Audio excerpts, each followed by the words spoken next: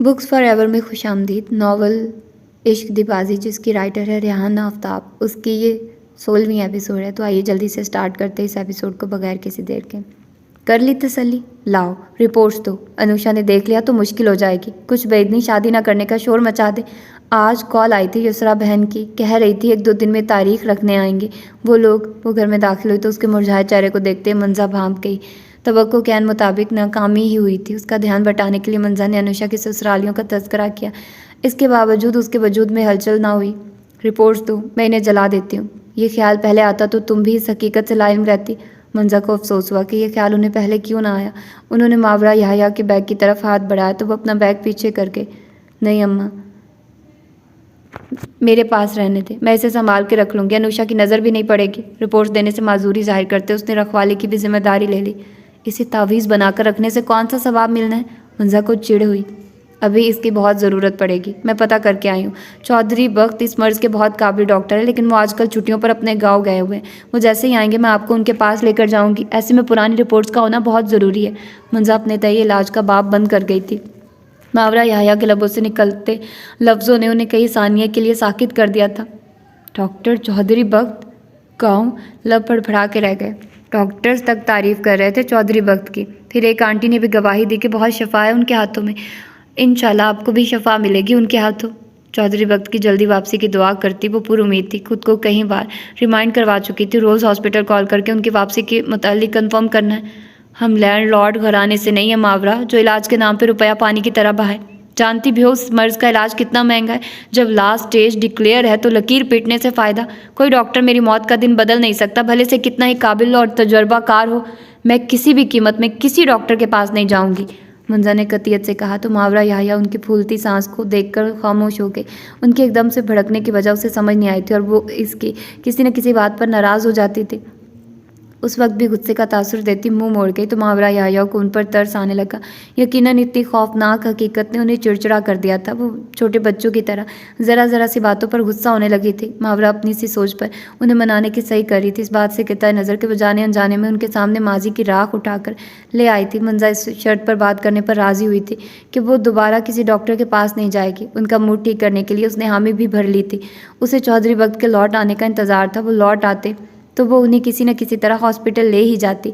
चौधरी वक्त की एक झलक उन्हें भूली नहीं थी। उनका सामना करना, उन्हें अपनी बीमारी से आगाह करना, उन्हें मरना पसंद था, मगर उनके सामने मजबूर व लाचार बन के जाना नामंजूर था। शाम की चाय के साथ सब हॉल में जमा हो गए थे। निकाह का तज़किरा ज़ोरों पर था। चौधरी वक्त की झाड़ के बाद दिया से भी काफ़ी सख्त सोच सुनने को मिला था। इस निकाह की अफादियत और शाज़ी शमून की खसूसियात का तज़किरा करते दिया कितनी ही बार उसकी कम अकली पर मातम कुना हो चुकी थी। जब झुंझला गई तो उसे समझाने का काम माहम के सुपुर्द करके कमरे से निकल गई। माहम की हर बात भी बेसूद गई थी। दिया और चौधरी वक्त की तरबियत का इतना असर तो था कि वो कभी इनकार नहीं कर सकती थी। माहम ने खुश नज़र आने का कहा तो वो जल के सुना गई, बाहर सब तुम्हें ढूंढ रहे हैं, हुलिया ठीक करके हंसते मुस्कुराते आओ। ज़रा जो किसी को शक हुआ कि तुम बेदिली से मानी हो, मेरा मरा मुंह देखोगे। दिया का मैसेज सेलफोन पर मौसूल हुआ तो वो सर पर हाथ रख के रोनी सूरत बना के, सारी ज़िंदगी आज़ादी देकर आखिर में यूँ बेज़बान जानवर की तरह खूंटे से ही बांधना था तो आज़ादी क्यों दी। वो माहम के सामने गिला करने से ना चौकी। तुम पागल हो आपी, फजूल में खुद भी टेंशन ले रही हो और मम्मा पापा को भी दे रही हो। वीरे शाह बहुत अच्छे हैं, माहम भी तारीफ़ कर गई तो वो मुँह बसूर गई। दिया के हुक्म पर चेंज करके मुस्कुराहट सजा के आई तो हॉल में खासतन औरतों की महफिल जमी हुई थी। लड़कियां और ढोल के लिए रौनक लगाए बैठी थी। फरियाल, फायजा और दिया सर जोड़े बैठी थी। उनके सामने जेवरात के डब्बे खुले हुए, कपड़े फैले हुए थे। समर्थ बेगम भी बहुओं के साथ आ बैठी थी। उसे देखकर लड़कियों ने पास बुला लिया, मगर फायजा के इशारा करने पर वो उनके पास चली आई। देखो तो ज़रा, ये कंगन तुम्हें आ भी रहे हैं या नहीं।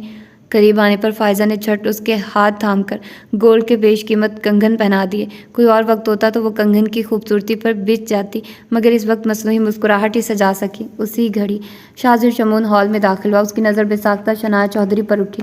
पिंक सूट में हमरंग दुपट्टा शानों पर फैलाए, काले घने बालों को ढीले ढाले अंदाज में क्लिप से जकड़े, वो खुद भी पिंक सी हो रही थी। खालिस्तान जनाना महफिल में मखल होने पर माजरत चाहता हूँ। उसकी आवाज़ पर शनाया चौधरी की नज़रें कंगन पर जम गई थी।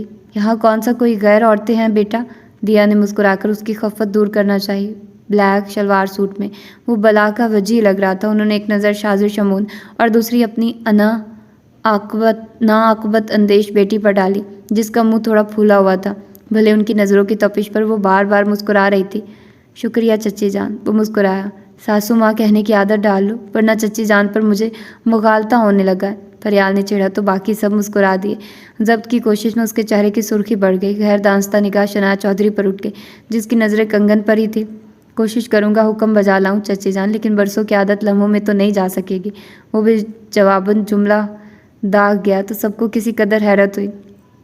ओहो तब्दीली, फरियाल ही छेड़ गई तो वो लब दबाकर मुस्कुरा दिया। जल्दी से मतलब की बात पर आया, वरना फरियाल असल काम भुला देती। चाची जान समहान के कमरे से कुछ ज़रूरी कागजात लेने, वो हवेली में है नहीं। उसे कॉल करने की कई बार कोशिश की, मगर शायद सिग्नल इशू है, नेटवर्क नहीं मिल रहा। अगर आपकी इजाज़त हो तो मैं उसके कमरे से कागजात ले लूँ। वो बहुत अदब से सवाल कर रहा था। दिया तो इस तमीज़ और अंदाज़ पर निहाल ही हो गए। कैसी बात कर रहे हो शाह, तुम्हारे भाई का कमरा बिला इजाज़त जा सकते हो, इसमें मुझसे या समहान से इजाज़त लेने की क्या ज़रूरत है? फरियाल ने हैरत के साथ मान भरे अंदाज से कहा तो वो सर हिला गया। इशाल बज़ाहिर उन सबका साथ ढोलकी बजाने में दे रही थी। बज़ाहिर वो उससे नाराज़ थी, मगर नज़रें उससे ही ढूंढ रही थी, जो काफ़ी देर से नज़र नहीं आ रहा था। तबीयत भी ठीक नहीं थी उसकी, और अब हवेली में नहीं है। सुनकर उसका मुँह बन गया। कौन से ख़जाने दफन है हवेली से बाहर, जो ये शख्स हवेली से बाहर भागता है? वो जल ही तो गई। फिर उसका दिल वहाँ न लगा तो वो उठ गई। फरियाल की इजाज़त के बाद वो समहान अफंदी के ख्वाबगाह में दाखिल हुआ। समहान अफंदी से बात हो जाती तो वो आसानी से पेपर्स के मुतालिक पूछ लेता, लेकिन नेटवर्क की वजह से पर उसे सेकंड्स के काम में घंटों लगने थे। उसके कमरे की एक एक दराज चेक करने के बाद वो रैक की तरफ आया। दुनिया जहाँ की किताबों के ज़ख़ीरे उसने जमा कर रखे थे, वो किताबों से नीचे बने दराज खंगाल रहा था। मुख्तलिफ फाइल्स की वर्कगर्दानी करते बल आखिर उसे मतलूबा फ़ाइल मिल ही गई तो शुक्र का सांस लेते, बाकी सारी चीज़ों को सलीके से रखते वो लम्हा भर को चौंका। उसे अपनी नज़र पर धोखे का गुमान होने लगा, और इसी शक को दूर करते उसने दराज से वो चीज़ निकाली थी। उसकी आंखों में बेपनाह हैरत थी। कुछ चेहरे यादों पर इतने अनमिट नकूश छोड़ जाते हैं कि सालों की पड़ी गर्द भी बस एक फूंक की मुंतज़िर होती है और सब कुछ पहले की तरह वाज़े हो जाता है। चौधरी जहांगीर रिवॉल्विंग चेयर पर झूलते माजी की भूल भलैयों में गुम थे।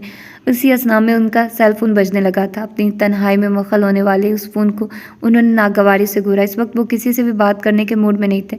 बजते हुए सेल फोन ने सारा सहर तोड़ दिया था। नागवारी से फ़ोन उठाकर चेक किया। चौधरी अशमत का नंबर देखकर फ़ौरन ही कॉल पिक की। अस्सलाम वालेकुम बाबा जान। खुद को पोशीदा रखने में उन्हें कमाल हासिल था। वो मामूल के लबो लहजे में गोया हुए, वालेकुम अस्सलाम, हमने मालूमात लेने के लिए कॉल किया कि तुम आ रहे हो ना। इशाल का निकाह कैंसिल होने की खबर सुनकर तुम आने का इरादा ही मुलतवी कर दो।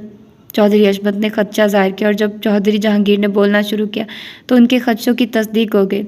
बाबा जान, इशाल का निकाह कैंसिल होने का सुनकर मैं पहले ही अपसेट हूँ। मैं सिर्फ खाना पूरी की नीयत से आ रहा था, लेकिन जब निकाह नहीं हो रहा तो मेरा क्या आना ज़रूरी है? वो नागवारी का इजहार करके इशाल का निकाह शाज़ शमून से नहीं हो रहा। चौधरी अशमत ने सुबह ही उन्हें यह मसला सुनाया था, जिसे सुनकर वो सख्त बदमज़ा हो गए थे। कैसी बात कर रहे हो जहांगीर, हम तुम्हें इस फैसले में तरमीम की तर्जीह भी बता चुके हैं। इसी बायस शाह का निकाह शनाया से होने जा रहा है। तुम्हारे दोनों बड़े भाइयों की औलाद का रिश्ता होने जा रहा है। माना फिरोज़ गांव में होता है, लेकिन बग से तो तुम्हारा शहर में भी वास्ता पड़ रहता है। भाइयों की ही खातिर आ जाओ, हवेली की पहली खुशी है। चौधरी अशमत ने नागवारी का इजहार किया तो वो कहीं सानिए चुप रहे। जी मैं कोशिश करता हूँ, लेकिन बाबा जान आप जल्द से जल्द इशाल का रिश्ता पहली फुर्सत में तय करें, और मेरी रिक्वेस्ट है आपसे कि उसके लिए लड़का बाहर ही देखें। उसके रंग ढंग हवेली के लिए मुनासिब नहीं। हमें भरते हुए वो राह भी दिखा गए। हम भी यही महसूस कर रहे हैं। शाज़ु शमून से निकाह ना होना ये भी हुक्म इज़्ज़दी है, इसमें भी कोई ना कोई मसलियत होगी। बहरहाल इशाल की परवरिश हमने किया, हम भी उसके लिए कोई बेहतरीन लड़का देखेंगे। तुम क्यों फ़िक्र कर रहे हो? पहले कब तुम्हें उसके हवाले से हमने जहमत दी है जो आगे देंगे? चौधरी अशमत को उनकी शादी की बात अचंभे में डाल रही थी। मैं मानूँ ना मानूँ, बेटी तो मेरी ही है। माजी में भी हवेली में जितने तमाशे हुए साइका की वजह से हुए, अब मज़ीद तमाशा इशाल करेगी तो मुझे गवारा नहीं होगा। चौधरी अशमत इख्तलाफ का पहलू तो रखते थे, मगर इसके बावजूद वो बोलने से इज्तनाब करके कि बात फिर तवील हो जाती और वो जाने अनजाने में बेटे के ज़ख्म उधेड़ डालते। इसी सोच के पेश नज़र उन्होंने वक्त को तूल देना मुनासिब बहस को तूल देना मुनासिब नहीं समझा। इशाल हमारी ज़िम्मेदारी है, तुम उसकी फ़िक्र ना करो। हमें अपनी ज़िम्मेदारी निभाना आती है। शाह के निकाह से फ़ारिग होते ही हम जल्दी कुछ करते हैं। चौधरी अशमत के यकीन दिलाने पर मुतमईन होते वो हवेली आने की हामी भर गए। तो चंद एक सानी बातों के बाद चौधरी अशमत ने भी फ़ोन बंद कर दिया, मगर हवेली से जुड़ा सिरा एक बार फिर उनके ज़ख्म हरे कर गया था। वक्त बेकैफ गुजर रहा था। रात के खाने के बाद मामूल की गहमा गहमी थी। निकाह से मुतालिक बातें और जेवरात तो कपड़े जेर बहस थे। उन सब से उकताकर वो छत की तरफ आ गई और अपनी ही तरह इस माहौल से बेजार निदा उसे छत की सीढ़ियों पर मिल गई थी। यहाँ क्या कर रही हो निदा अपी? बोरियत दूर करने के लिए उसके पास बैठ गई। ये नोटिस किए बिना कि निदा का सेलफोन रोशन हुआ था और वो किसी कदर गड़बड़ाकर गोद में धरी किताब सामने कर गई थी। तुम्हारी तरह मैं भी इन बातों से बोर होती हूँ, सो पढ़ने के इरादे से आ गई थी, निदा ने संभलते हुए कहा तो वो सर हिला गई।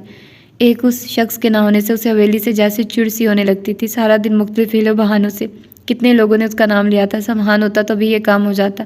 समहान आए तो वो काम करे। वो सर झटक कर उनकी तरफ मतवज्जे हुई। निदा अपी, जब से आपकी शादी की बात शुरू हुई है आप बहुत उदास नज़र आ रही हैं। उसके सवाल पर निदा चौंकी, फिर संभल गई।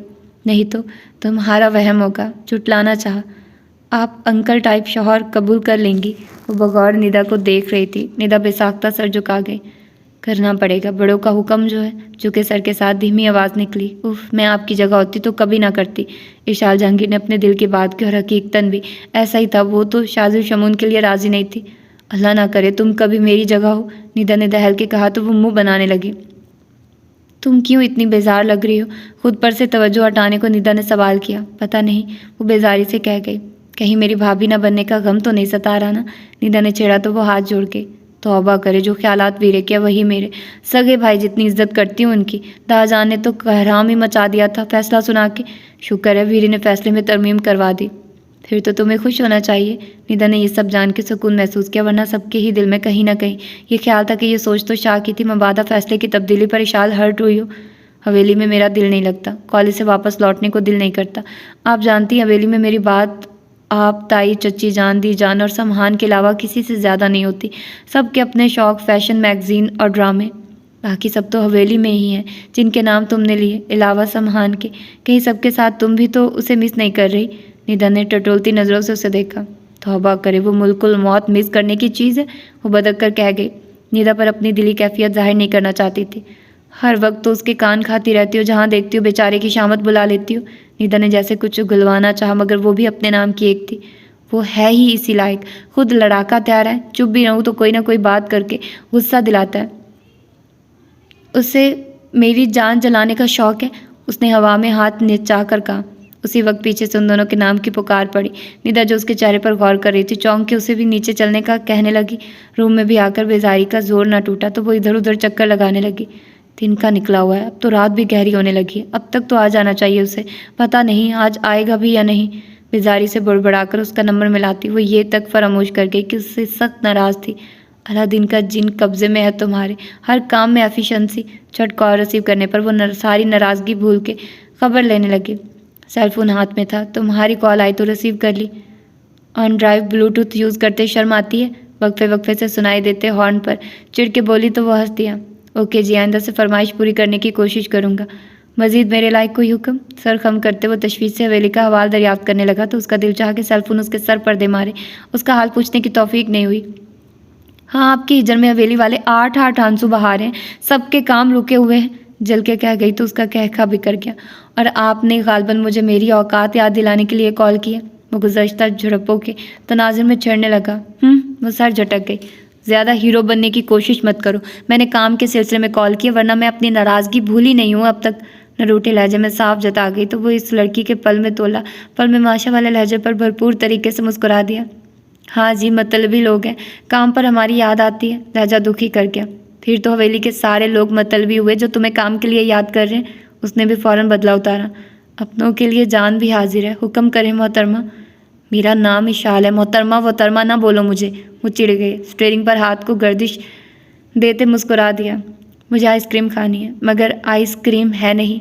समहान अफंदी ने स्टीयरिंग पर मौजूद बाएं हाथ की कलाई को नज़र के सामने किया। इस बेतुकी बात पर रात के 2 बजे कोई भी सर पीट लेता, मगर सुनने वाला समहान अफंदी और कहने वाली इशाल जहांगीर थी, जिससे वो हर बात की तवक्को हर वक्त रखता था। लेकिन मैं तो हवेली में नहीं हूँ, 2-2.5 घंटे लग जाएंगे पहुँचने में, उसने जैसे अपनी मजबूरी बताई। पता है, लेकिन मुझे आज की तारीख में आइसक्रीम चाहिए, वरना मुझे नींद नहीं आएगी। वो बाजिद हुई। किसी मुलाजिम को भेज के मंगवा लो, उसने जैसे राह दिखाई। सब अपने क्वार्टर में सोने जा चुके हैं और मैं रूम से निकलने वाली नहीं। दाजान ने मुझे फिर से बेवक्त कमरे से बाहर देख लिया तो जाने अब क्या सज़ा सख्त मुंतखब करें। और अभी मेरा ऐसा कोई मूड नहीं। अल्लाह अल्लाह करके तो जान छूटी है, तुम मंगवा दो। मंगवा के दो, मैं किसी से नहीं कह रही। वो अपनी बात कहकर कॉल काट गई थी। वो गनुदगी में चला गया था, लेकिन सेलफोन की बजती धीमी रिंगटोन से उसकी आंख खुल के वक्त का तयन करके उसने सेलफोन उठाकर स्क्रीन पर शनाया चौधरी कॉलिंग देखी तो उसे इतनी रात गए गैर मुतवक्का कॉल पर बेहद हैरानी हुई। पहले तो इग्नोर करता रहा, मगर इस ख्याल से रिसीव कर गया कि जाने वो क्या कहने के लिए कॉल मिला रही है। ऐसी कौन सी इमरजेंसी हो गई जो आपसे सुबह का इंतज़ार ना हुआ और एक हवेली में रहते कॉल की नौबत आ गई। शाजिर शमून की ख्वाबदीदा और मखमूर आवाज़ सुनकर वो लम्हे भर को चुप सी हो गई। जो बात करनी है वो ना दिन की रोशनी में मुमकिन है, ना सबके सामने। वो संजीदगी से गोश्त गुजार कर गई तो उसकी नज़र बेसाख्ता वॉल क्लॉक पर उठ गई। 2:30 बजे का वक्त है, जाने क्या खास बात करनी थी मोहतरमा को। क्या बात है? वो मुंतज़िर हुआ। मैं आपसे निकाह नहीं करना चाहती, आप दाजान को इनकार कर दें, आराम से कह गई तो गुस्से के साथ उसे खुद पर अफसोस भी होने लगा। ऐसे कौन से कांटे लगे थे उसमें कि हर लड़की निकाह से इनकारी थी। पहले इशाल गो के वो खुद उसके लिए अलग नज़रिया रखता था और अब ये निकाह आप करना नहीं चाहती। आप करें इनकार दाजान को, मैं क्यों करूं? उसके इनकार पर शनाया चौधरी एक लम्हे को सुन सी हो गई। वो इशाल के मामले में भी तो आपने किया ना एक बार और। वो गड़बड़ाई। मोहतरमा, इशाल वाला मामला अलग था। मैं दाजान की हर बात को हरफ आखिर समझता हूँ, तभी आपसे निकाह का सुनकर भी चुप रहा। अगर आपको एतराज़ है तो शौक़ से इनकार करें ताकि मैं भी अहमकों की मलका से निजात हासिल कर लूँ। वो जल ही तो गया था। तो आप इनकार नहीं करेंगे? अहमकों की मलका का खिताब सुनकर शनाया चौधरी गुस्से में मुब्तला हुई, लेकिन लहजा नरम ही रखा। अगर आधी रात को आपने सिर्फ यही कंफर्म करने के लिए कॉल किया तो मेरी तरफ से बहुत बड़ा इनकार है। वो कमाली सुकून से गोया हुआ तो शनाया चौधरी इस इनकार पर जल गई। ये जानते हुए भी कि मैं आपको पसंद नहीं करती और ख़ुद कह रही हूँ आपसे निकाह करना नहीं चाहती, इसके बावजूद आप इनकार नहीं करेंगे। अमेजिंग। मुझे तो लगा था आप में सेल्फ रिस्पेक्ट और ईगो औरों से कहीं ज़्यादा है। उसके इस्तज़ाई अंदाज़ और इस दर्जा बदज़बानी पर शाजिर शमून के चेहरे पर सुर्खी सी फैल गई थी। मोहतरमा, मुझे ईगो और सेल्फ रिस्पेक्ट आप जैसी छोटी ज़हनियत वालों को दिखाने का कतई शौक़ नहीं। जो आप फैसले के खिलाफ आवाज़ उठाने का दम ना होते दूसरे के कंधे पर बंदूक रखकर चलाने के कायल हैं। उसने भी उधार न रखा, मगर जब्त की कोशिश में भी खून की गर्दिश तेज़ हो गई थी। जब चच्ची और चचा जान के आगे दाल ना गली तो आपको मैं ही कुर्बानी का बकरा नजर आने लगा। पहले खूनी रिश्तों को कायल करने की कोशिश तो करें, भरम तो रखें माँ बाप की इज्जत का, फिर बड़ी बड़ी बातें कीजिएगा। शाजिर शमून को उस पर बहुत गुस्सा आया। मेरे वालिदैन की आंखों में आपकी नादीदा खूबियों की पट्टी जो बंधी हुई है कैसे उतारूं? उसने भी जवाबन गोले दागे तो वो सुलग उठा। मोहतरमा, आपको जो कहना है खुद कहिए, मुझे ज़्यादा तंग ना करें, और यही आपके हक़ में बेहतर होगा, वरना ऐसा ना हो इस हवेली में आज आपकी ज़िंदगी की आखिरी रात हो। गैज़ो गज़ब से वो धाड़ा। बज़ाहिर खुद को मजबूत जाहिर करती वो एक पल को डर ही गई, मगर कमरे को लॉक देखकर किस कदर तकवीयत मिली। वहाँ हम भी सो रही थी, उसकी मौजूदगी भी गनीमत थी। तभी वो दबी आवाज़ में गुफ्तगू कर रही थी।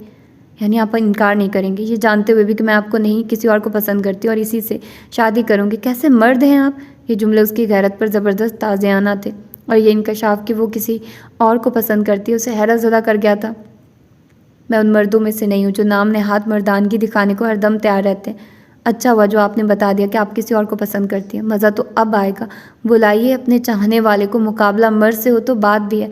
आप जैसी कमज़ोर औरत को दिखा के क्या फ़ायदा? दाजान ने आपको मेरे नाम से मंसूब कर दिया, और अब ये मेरी गैरत का इम्तिहान होगा कि मैं खुद से मंसूब लड़की को किसी और के लिए छोड़ दूँ। जाइए मोहतरमा, बुलाइए अपने नाम नेहाद आशिक को, या फिर मुझे उसका नंबर दो। मैं खुद उसका वजूद मिटाकर आपको बताऊंगा कि गैरतमंद मर्द अपनी होने वाली बीवी की इज्जत कैसे रखता है। शनाया चौधरी ने जब देखा कि वो बात नहीं मान रहा तो उसने यूं ही पसंदीदगी का शोशा छोड़ा, मगर जवाबन वो जितने बड़े बड़े दावे कर रहा था उसे सुनकर उसे ठंडे पसीने आने लगे, तो उसने झट कॉल डिस्कनेक्ट कर दी थी। बड़ा बनता है, एक आइसक्रीम मंगवा कर नहीं दे सकता? उसे कॉल किए काफ़ी देर हो चुकी थी, अब तो आज भी दम तोड़ चुकी थी, लेकिन अभी तक कोई भी मुलाजिम हवेली से बाहर जाता उसे नज़र नहीं आया था। वो कमरे में दाएं बाएं चक्कर लगाकर अपना गुस्सा जब्त करने में नाकाम हुई तो बालकनी में आकर समहान अफंदी की राह देखने लगी। सारे ज़माने के काम हो जाते, बस एक आइसक्रीम नहीं आई अभी तक मेरे लिए। आए ज़रा। चलते हुए वो तेज़ आवाज़ में बुड़बड़ा रही थी। आ गया, तोड़ दूँ टांगे? जानी पहचानी आवाज़ पर उसने सरल से गर्दन मोड़कर सीढ़ियों की जानिब देखा। वो ऊपर आ रहा था। वाइट जीन्स टी शर्ट पर ब्लू शॉर्ट जैकेट पहने वो उसे मबहूत कर गया। वो इतनी मतहीर हुई कि वे इख्तियार में चंद कदम तय करके रुक गई। तुम? चेहरे पर खुशगवार हैरत के रंग सबहाना फंदी की सारी थकन ज़ाहिर कर गए थे। यकीन कर लो, मैं ही हूँ, उसने मुस्कुराकर कहते हुए आइसक्रीम का शॉपर उसकी जानिब बढ़ाया। ये रही तुम्हारी आइसक्रीम। इशाल बेयकीनी से कभी समहाना फंदी को तो कभी उसके हाथ में मौजूद शॉपर को देख रही थी। तुम्हारी कॉल आई तो रास्ते में था, मुलाजिम को कॉल की, लेकिन किसी ने पिक नहीं की, तो 2 घंटे का सफ़र 1 घंटे में तय करना पड़ा। जानता था आइसक्रीम के गम में तुम्हारा गुस्सा आसमान को छू रहा होगा। वो मुस्कुराते हुए बोला। उसकी बेयकीन सूरत लुत्फ दे गई थी। आइसक्रीम पिघल जाएगी। उसके चेहरे से नज़र हटाकर समहान अफंदी ने उसकी तवज्जो इस तरफ दिलाई। वो पलटकर अपने कमरे में जाने लगा। समहान पुकार बेसाख्ता थी। हुक्म। असाबी थकन के बावजूद वो तरोताज़ा लग रहा था। थैंक यू, वो हौले से बोली। Always welcome ma'am. वो मुस्कुरा दिया। उसका इतना नॉर्मल अंदाज उसे हजम नहीं हो रहा था, और अगले ही लम्हे उसने अपने अंदाज की नफ़ी सुनी तो उसे सुकून मिला। और हाँ, आइसक्रीम ला कर दी है तो इसका मतलब सुलह हरगिज़ नहीं। मैं अब भी तुमसे सख्त नाराज़ हूँ। वो नखवत से नाक फुला गई तो वो हंस दिया। तुम जैसी लड़की को मुझसे बेहतर कौन जानता है। जब तक सज़ा नहीं दोगी तुम्हें चैन कहाँ आएगा। खैर, हम भी जान की बाजी लगाए घूमते हैं। जब चाहे हो बता देना। अगर लफ्ज़ों से कोई जंग जीती जाती ना तो तुम्हें ज़रूर भेजती इस महाज पर। वो पुतलियाँ सुकेड़ कर बोली। जिस्म थका हुआ है, ज़बान को ना थकाओ। जाओ आराम करो जाकर। सुबह के लिए सबने तुम्हारे नाम बहुत से काम पेंडिंग में रखे हुए हैं। अल्लाह का गज़ब, और कोई हवेली में इस काबिल है ही नहीं जैसे। फिक्रमंदी का इजहार करते हुए वो नफ़रत से घूरने लगी तो वह हंस दिया। कम अज़ कम तारीफ़ में तो तनकीद का तड़का ना लगाया करो। वो हंसते हुए बोला। तारीफ़? आप जा सकते हैं। आइसक्रीम पीने का मेरा कोई इरादा नहीं। उसकी बात पर वो मुस्कुराकर नफ़ी में सर हिलाता आगे बढ़ गया। वो उसे राहदारी में गुम होते देखने लगी। मेडिकल रिपोर्ट्स को काफ़ी देर देखने के बाद उसके आंसू बहने लगे थे। यूनिवर्सिटी जाने को भी दिल नहीं कर रहा था। हर घड़ी मंजा की फ़िक्र सताने लगी थी। मंजा उसकी उतरी सूरत देखकर ज़बरदस्ती यूनिवर्सिटी भेज रही थी ताकि उसकी सोच मुंतशिर हो, मगर यूनिवर्सिटी आकर भी उसकी सोच मंजा की गर्दिश करती रही थी। हॉस्पिटल के नंबर पर कॉल करके वो डॉक्टर बख्त के लौट आने की दुआ कर रही थी, मगर हॉस्पिटल से उनकी वापसी की कोई खबर न मिली। तो वो रिपोर्ट्स को देखते आंसू बहाने लगी। हर गुजरता दिन मंजा की सांसें कम कर रहा था और ये उससे बर्दाश्त नहीं हो रहा था। उस वक्त भी वो यूनिवर्सिटी में रिपोर्ट्स को देखती आंसू बहा रही थी। कैंटीन की तरफ जाते ही ईशान जहां ने उसके अमल को बेहद हैरानगी से देखा। मंजा के दुख ने उसे आसपास से बेखबर कर दिया था। एकदम उसका जी उचाट होने लगा तो अगली क्लास लेने का इरादा तय करके रिपोर्ट को बैग में रखकर आंसू हथेलियों से साफ करती वो घर जाने के इरादे से उठ खड़ी हुई। मावरा। वो रुक कर हैरत से ईशान जहाँ को देखने लगी। उसे अपनी समात का धोखा लगा। कोई बड़ी प्रॉब्लम है आपके साथ? उसके सवाल पर मावरा याहिया के चेहरे पर नागवारी के तासुरात उभरे। कल आपको हॉस्पिटल में देखा था, आज भी आप रिपोर्ट्स को देखकर रो रही थी। हॉस्पिटल में आप किसी डॉक्टर के मुतालिक भी कंफर्म कर रही थी। मुझे बता दें किसी डॉक्टर की ज़रूरत है आपको, बिकॉज इस हॉस्पिटल में मेरे चचा और चची जान डॉक्टर हैं, सो उनके रेफरेंस से आपका काम आसान हो जाएगा। पहले पहल तो मावरा याहिया को यकीन ही ना आया कि ईशान जहाँ सामने खड़ा ये सब कह रहा है, और जब वो अपनी पूरी बात कर चुका तो उसके लब नागवारी में भिंच गए। मुझे आपके रेफरेंस की कतई ज़रूरत नहीं, मैं खुद कर लूँगी जो करना, और बराए मेहरबानी आइंदा मेरे सामने जेंटलमैन बनने का ड्रामा मत कीजिएगा। मैं लोगों को पहचानने में कभी गलती नहीं करती। हर लफ्ज़ पर जोर देती उस पर एक सर्द सी नज़र डाली। माफ़ी चाहता हूँ, इंसानियत के नाते मजबूर होकर आपसे पूछ बैठा, लेकिन अफसोस आप इंसानियत के भी लायक नहीं हैं। ईशान जाग को उससे ऐसे रद्दअमल की उम्मीद नहीं थी। ये सच था कि वो सारी मुकाबलेबाजी फरामोश करके उसकी मदद करना चाह रहा था, मगर मावरा याहिया के अंदाज ने उसे झुलसा दिया था। मुफाद परस्त जागीरदारों के मुँह से इंसान और इंसानियत की बातें जेब नहीं देती। दूसरों को नीचा दिखाने के लिए हर घड़ी तैयार लोग अपनायत का ढोंग रचाते, कब पैरों तले ज़मीन खींच ले क्या पता। वो तंजिया मुस्कुराई। ईशान जहाँ के चेहरे से गुस्सा झलकने लगा था। दूरी बनाए रखिए मुझसे, फिर कभी मेरे सामने हीरो बनने की कोशिश मत कीजिएगा। उसके आंसू देखकर जो हमदर्दी थोड़ी देर पहले वजूद में आई थी, अब उसकी जगह गुस्से और अफसोस ने ले ली थी, जो मावरा याहिया के लिए आने वाले दिनों में यकीनन अच्छी खबर लेकर आने वाली हरगिज़ नहीं थी। हस्बे आदत वो तेज़ी से सीढ़ियाँ फलांगता नीचे आ रहा था। जूतों की धमक पर शाजिर शमून ने पीछे मुड़कर देखा। ब्लैक शर्ट, ग्रे जीन्स में खुशबुओं में बसा समहान अफंदी था। गुड मॉर्निंग ब्रो, वो उसके करीब आकर बोला। गुड मॉर्निंग, धीमी आवाज़ में सर के इशारे से जवाब दिया। नाराज़ हो? समहान अफंदी के लिए उसका ठंडा रवैया हैरान कुन था। कोई मसला है ब्रो? उसे उसके अंदाज की समझ नहीं आ रही थी। वो हवेली के एक एक बंदे का मिजाज आशना था।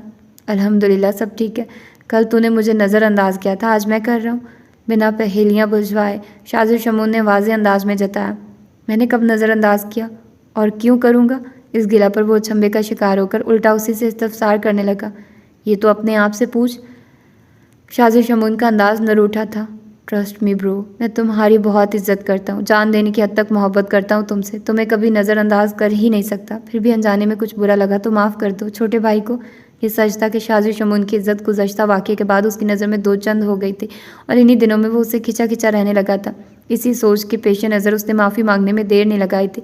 उसे लगा था शाजिर शमून को कुछ महसूस नहीं हुआ, लेकिन उसने वाज़ेह अल्फाज में जता दिया था। माफ़ी मांगते वो दाएं कान की लो छू गया तो शाजिर शमून के लबों पर मुस्कुराहट फैल गई। तो भले उम्र में मुझसे छोटा है, लेकिन अंदर से बहुत बड़ा है। अंदाज मायने खेज था। मैंने कौन सा गांव की मुटियारन को लेकर भागने का प्लान बना लिया वीरे, जो ऐसा कह रहे हो मेरे लिए? वो शरारत से बोला। भागने का मूड है तो बता, मैं साथ देने को तैयार हूँ। लड़की का राज़ी होना शर्त है बस। शाजिर शमून मायने खेजी से मुस्कुराया। तौबा करो ब्रो, दीवारों के भी कान होते हैं। इर्द गिर्द देखते डरने की एक्टिंग की। सोच ले मैं संजीदा हूँ। भागूंगा नहीं ब्रो, जब कभी ऐसा वक्त आया सबके सामने उसे ला खड़ा करूंगा, फिर चाहे जिंदगी या मौत। भागते तो बुजदिल, और तुम्हारा समहान अफंदी बुजदिल नहीं है। एक लम्हे के लिए शाजिर शमून भी चुप सा हो गया, और इस चुप में बहुत से मायनियों असरार पन्हा थे। मावरा याहिया घर आई तो मंजा बाजार जाने के लिए निकल रही थी। अनुषा अभी स्कूल से नहीं लौटी थी। क्लास छोड़ने पर सरजनिश करती मंजा ने उसे दरवाज़ा अच्छी तरह बंद करने का हुक्म दिया। हुक्म की तकलीद करके वो अभी कमरे में आराम की घर से आई ही थी कि दरवाज़ा बजने लगा था। माफ़ करो। दरवाज़ा खोलने पर अजीब से नजर आते शख्स को देखकर उसने कहा। उस शख्स की आंखों की बढ़ती चमक और लबों पर फैलती मुस्कुराहट से सरासमगी महसूस करती मावरा याहिया सर पीट के रह गई। सामने के धोखे में उसने दरवाज़ा बिना पूछे खोल दिया था। अकेलेपन का ध्यान रखते वो सरहद से दरवाज़ा बंद करना चाह रही थी, लेकिन दरवाजे पर हाथ रखकर उसकी कोशिश को नाकाम बना दिया गया था। मैं भिखारी नहीं हूँ, उसने मुस्कुराकर कहा। फिर कौन है? क्यों मुसलसल दरवाज़ा बजा रहे थे? मैं याहिया सरफराज हूँ। कहाँ है तुम्हारी माँ? याहिया सरफराज? मावरा याहिया बुरी तरह चौंक कर उस शख्स का जायज़ा लेने लगी। आंखों में बेहद हैरत दराई थी। वल्दियत के खाने में दर्ज नाम सुनकर अपने वालिद से गैर मुशाइबा शख्स को रूबरू पाकर उसके हवास सल्ब होने लगे थे। कौन याहिया सरफराज? कैसे जानते हैं आप मेरी अम्मा को? उसके मासूमाना सवाल पर उसने दांतों की नुमाइश की और मावरा याहिया का दिल सूखे पत्ते की तरह कांपने लगा था। तुम दरवाजे पर खड़ी क्या कर रही हो? गली के नुक्कड़ ही से मंजा की नज़रें अब गेट की तरफ थी, और दरवाजे पर खड़े उस शख्स को देखकर जहां उनका दिल मावरा को घर में अकेला सोच के लर्जा, वहीं उन्होंने अपने कदमों की रफ्तार तेज कर दी। उनका खच्चा सामने खड़ा था। मावरा दरवाजे पर खड़ी थी और जाने वो बदबख्त क्या कुछ कह गया था। मावरा जो अजनबी की बातें सुन रही थी, आंधी तूफान की तरह अचानक नाजिल होने वाली मंजा को देखकर उसे किसी कदर तकवीयत हुई, वरना सुनसान गली और अजनबी की पुरसरार आमद ने खौफजदा करने के साथ साथ तजस्सुस के हाथों उसे वहीं जमा रहने पर मजबूर कर दिया था। लेकिन उसका अजनबी से मुखातिब होना मंजा को एक आंख नहीं भाया था। तभी वो आते ही शुरू हो गई थी। 1000 बार कहा है किसी अरे गहरे भिखारी के लिए भी दरवाज़ा ना खोलना, मगर सब्जी लेकर जाओ, मैं आती हूँ। एक नज़र मावरा पर डालकर याहिया को सख्त नज़रों से घूरती मंजा की सांस तेज तेज चलने लगी थी। भागम भाग आने की वजह से उनके कदम लड़खड़ा रहे थे, मगर उन्होंने दरवाजे का सहारा लेकर खुद को संभाल रखा था। अम्मा ये? मावरा ने हैरत का इजहार करते हुए कुछ कहना चाहा, शायद नाम की ममासलत बताना चाह रही थी। तभी मंजा ने सर्द नज़र डाली तो मावरा नज़रों का मफहूम समझकर सब्जी का शॉपर थामे दरवाजे से पलट गई। बड़ा रोब है बेटियों पर, वो हंसा। मावरा किचन में जा चुकी थी ये तसल्ली करने कि वो सहन में खड़ी होकर उनकी बातें नहीं सुन रही। मंजा ने दरवाज़ा भीड़ दिया। मैंने मना किया था यहाँ आने से। मंजा धीमी आवाज़ से घर आए। तूने पैसे नहीं पहुँचाए तो मुझे आना ही पड़ा, मासूमियत से जवाब दिया। पैसे पेड़ पर नहीं लगे हुए कि तोड़ तोड़ कर तुम्हें भरती रहूं, और मेरी बेटियां मेहनत करती हैं तब इस घर का चूल्हा जलता है, और ऊपर से तुम आ गए हमारी ज़िंदगी ख़राब करने। पैसे नहीं दे सकती तो दोनों बेटियां मुझे दे दे, वही कमाकर मुझे पाल लेंगी। इस दर्जा बेगैरती पर मंजा ने बफर कर ज़मीन पर पड़ा पत्थर उठा लिया। चला जा यहाँ से, दफ़ा हो जा, वरना तेरा सर फाड़ दूंगी। खबरदार जो अपनी गंदी ज़बान से फिर मेरी बेटियों का नाम भी लिया। मंजा के सर पर खून सवार हो गया था। आवाज़ हत्तुल इम्कान धीमी रखी थी ताकि दीवार के उस पार ना जा सके और मावरा कुछ सुन ले। दूसरी तरफ गली में किसी के देख लिए जाने का खतरा भी मौजूद था। अगर ऐसी वैसी बात बर्दाश्त नहीं तो पहले दे दिया कर। वो तोल मोल के गुर सिखा रहा था। पत्थर नीचे फेंककर मंजा ने मुट्ठी में दिए। छोटे से बटवे की जिप खोली और उसमें से इकलौता 100 का नोट निकाल कर उसकी तरफ बढ़ा दिया। बस यही है मेरे पास, ले और दफ़ा हो जा। तेरी कहीं कोई इज्जत हो या ना हो, मगर मेरी और मेरी बेटियों की है। वो उसे धुतकारने लगी। ये तू क्या मुझे भिखारियों की तरह 150 पकड़ा देती है? नोट चिपटते हुए वो उन्हें घूरने लगा। वैसे तूने बेटियों को उनके बाप यानी मेरी तस्वीर तक नहीं दिखाई। बाप का लफ्ज़ सुनकर चौंकी। मावरा लहजा बदल के चिढ़ाने लगा तो मंजा ने एक नफरत भरी नज़र उस पर डाली। तो बाप कहलाने के लायक है? अगर जो खौफ इलाही ना होता तो तेरा नाम ही काट देती वल्दियत के खाने से। वो गज़बनाक हुई। अच्छा अच्छा, ज़्यादा अक्कड़ मत दिखा। मज़ीद पैसे कब देगी ये बता। वो बहस से बेजार हुआ। चंद रोज़ में कमेटी मिल जाएगी, फिर मैं तुझे मोटी रकम दे दूंगी, लेकिन इस वादे के साथ कि तू आइंदा यहाँ आकर हमारी ज़िंदगी में कोई तमाशा नहीं करेगा। मंजा को यही हल मुनासिब लगा कि 10-20 हज़ार पकड़ाकर उसे जान छुड़ा ले। चल, जब पैसे देगी तब बात करना, अभी शरबत दे, अंदर जाके बहुत गर्मी है। वो आराम से गोया हुआ। मैं तुझ जैसे को जहर पिलाना पसंद ना करूं, चल जा यहाँ से। उसे धुतकार कर मंजा दरवाजे के अंदर कदम रख रही थी और उसे खबर थी कि वह ज़बान की कितनी पक्की है। तो ये थी आज की एपिसोड। यकीनन आप लोगों को पसंद आई होगी, नहीं पसंद भी आई तो पसंद कर लीजिए, क्योंकि इसके अलावा कोई और चारा नहीं है। तो आप लोग अपना फीडबैक दे सकते हैं, आप लोग मुझे बता सकते हैं कि ये आप लोगों को नावल कैसा लग रहा है। मुझे तो बहुत पसंद है और आप लोगों को ये वो नहीं होना चाहिए कि ड्यूरेशन कम है। दोनों चैनल्स पर नावल प्रोवाइड करना थोड़ा मुश्किल हेक्टिक काम है, रमज़ान में रिकॉर्डिंग करना इससे भी ज़्यादा मुश्किल। तो इसीलिए मैं फिर कह रही हूँ आप लोगों से कि बस अपना फीडबैक दीजिएगा और बताइएगा कि कैसा लग रहा है आप लोगों को नावल। तो मिलते हैं किसी और अच्छे से नावल के साथ। अपना ढेर सारा ख्याल रखिएगा। अल्लाह हाफिज़।